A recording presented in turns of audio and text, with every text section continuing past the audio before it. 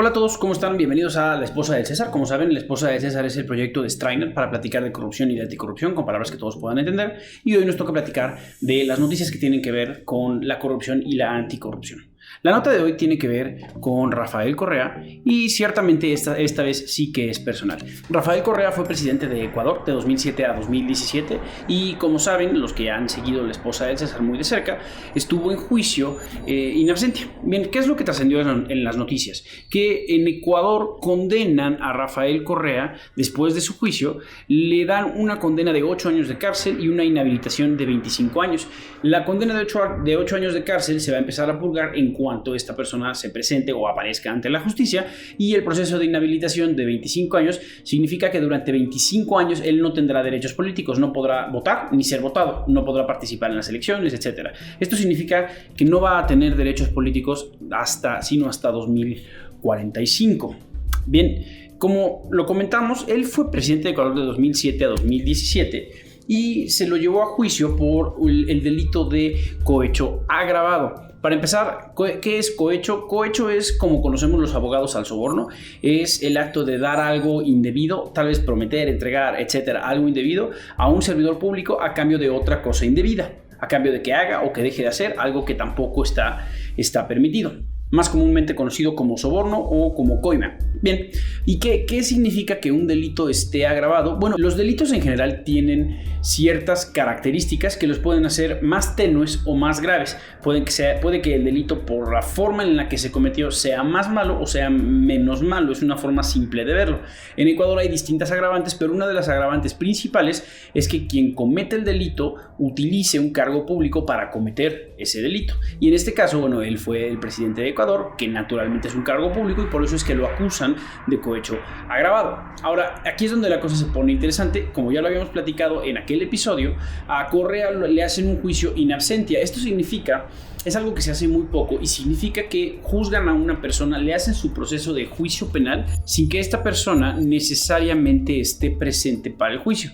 Generalmente tendemos a evitar esto. Los países, las cortes de los países tienden a evitar esto porque puede violar los derechos de las personas. Todos tenemos derecho a que se nos escuche y a defendernos en un juicio.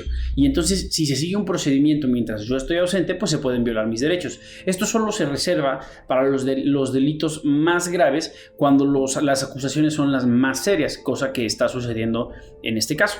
Y el Tribunal Supremo de Ecuador determinó que esto era posible, y no solo eso, sino que siguió el juicio y produjo una condena, la que ya platicamos hace un minuto.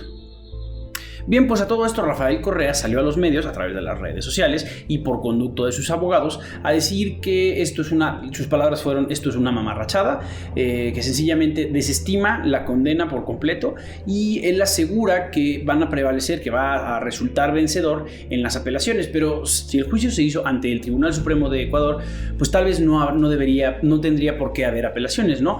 Eso sería cierto si hablamos del derecho nacional al interior del país, pero recuerden que hay juicios internacionales, hay tribunales internacionales, principalmente los de derechos humanos, y en este caso lo que tocará, en todo caso lo decidirá la defensa de Correa, es apelar a la Corte Interamericana de Derechos Humanos. Es un organismo internacional, un tribunal internacional que se encarga de proteger que los estados no nos violen nuestros derechos. Lo más probable es que la defensa de Correa argumente que haberle seguido un juicio en ausencia y haberle negado el derecho de ser oído y vencido en juicio viola sus derechos humanos de tal manera que tienen que disolver, deshacer, revocar, negar esa sentencia, cancelarla.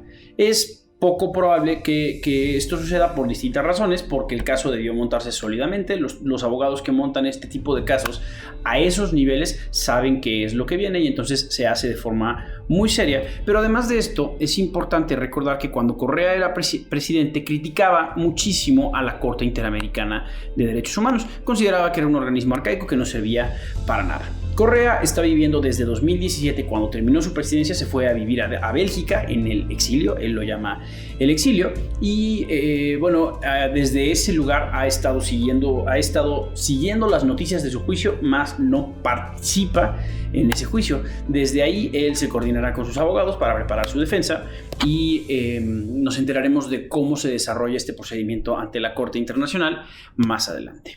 Bueno, pues eso es todo. Muchas gracias por haber estado con nosotros. Acuérdense, por favor, de que todos los actos de corrupción se tienen que denunciar.